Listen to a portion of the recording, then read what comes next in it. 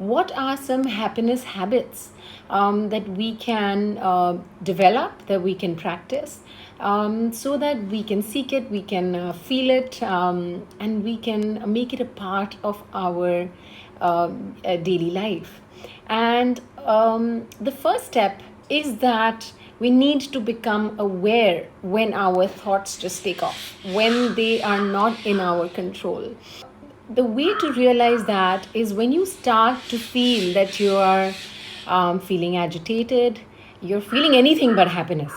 Yeah, you're feeling confused, you're feeling anxious, you're feeling depressed. So the first thing is for you to recognize that happiness is missing. When that happens, we have to make a note that there has to be something that we are thinking, perceiving, adding meaning to, analyzing in a way that is taking away our happiness. Okay. And the reason I want you to take responsibility, take onus, is because that is a sure shot way where your emotion of your happiness will be in your hands and not outside of you.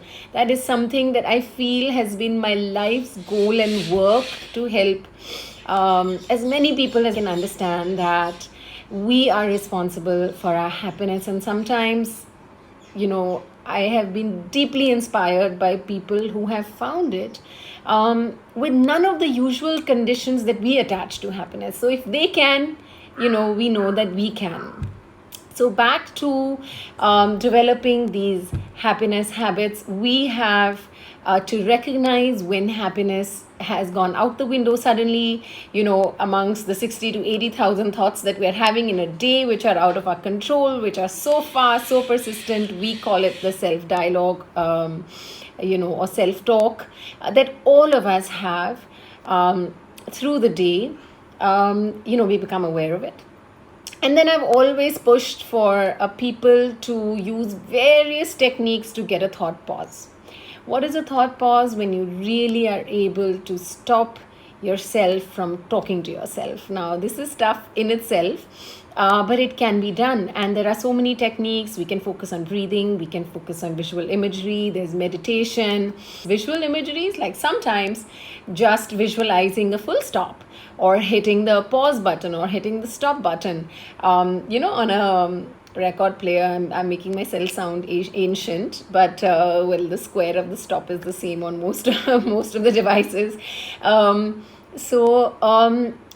It's very important, just the curtains drawing shut on a stage, whatever works for you. The no parking zone, the red cross, on the no parking zone, or a railway crossing, whatever works for you. We make ourselves stop thinking.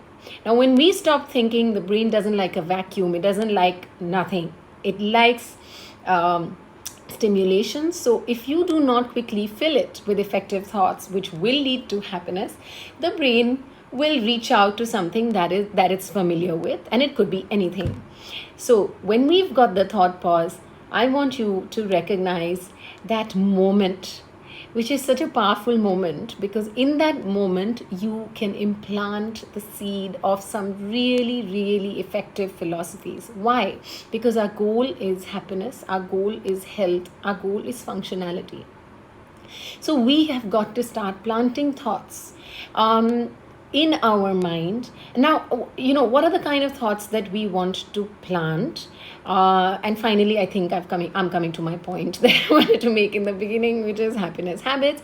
The first kind of thought that will always help you remove negative feelings and bring in some joys, bring in some effective energy, some productivity, is thinking about the present. So the minute you recognize that you have been thinking about the past or the future, you got to drop it.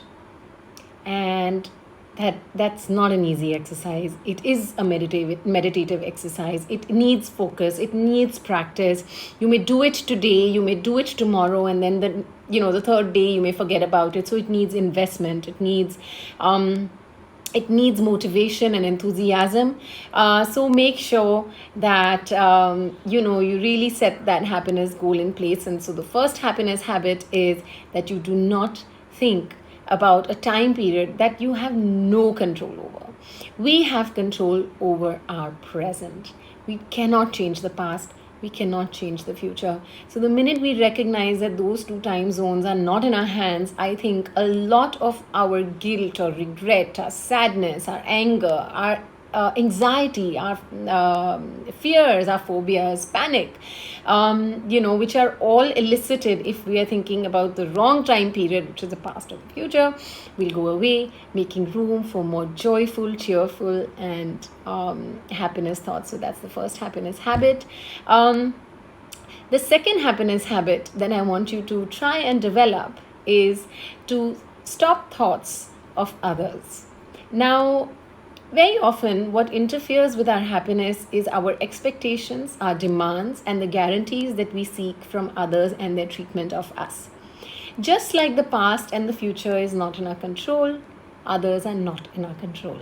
Others are as troubled as we are with their 60,000 thoughts a day, with their stories, with their past, with their future, and that's how they function.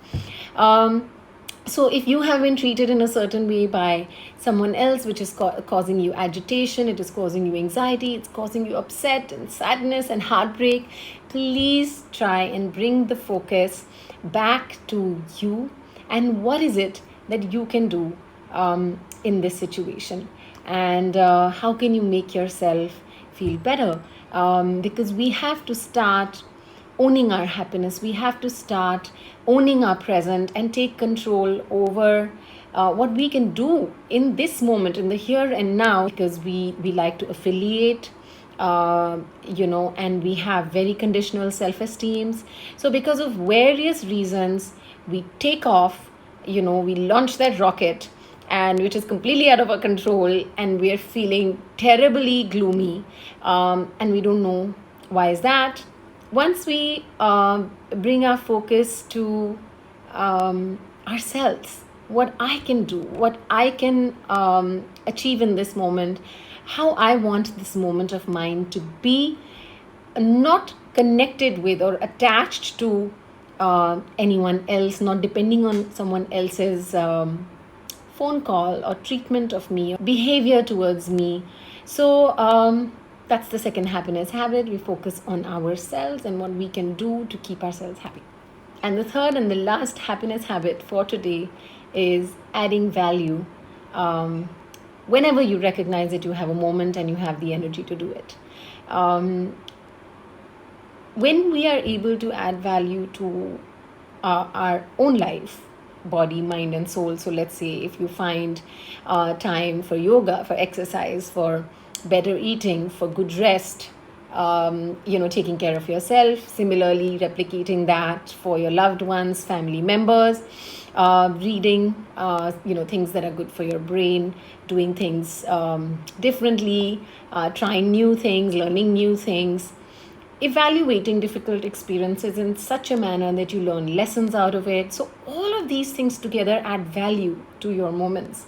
For parents, it can be getting down on the floor and playing with your kids. So it doesn't really, so when I say adding value, I'm not asking you to go on the long stretch and manufacture like a big value add in someone else's life. I mean, if you're able to do that, then that's great. But find something to do in that moment so that you can add value either to yourself or someone else. It can be towards an animal, it can be nurturing nature. So anything that you can add a little bit of value to makes us really happy. So I do hope that you will be able to put into practice some of these happiness habits, because I know this for sure as a counselor of 16 years that people are searching for happiness. And sometimes we just don't know how. We want it and it's at arm's reach. It's well within us. It's in our perceptions. It's in our determination. It's in our ability to form those habits, practice them, make them a part of our personality and life. But no one taught us how to do it. And I think this will make for a great conversation with children. You can size it to their age, and but I would highly encourage, recommend parents, teachers, relatives, families, all elders to start talking about happiness habits even with kids, because this is something that unfortunately hasn't been taught when we were much younger. And I believe that when it comes to this, it's never too late. Thank you very much for listening to me.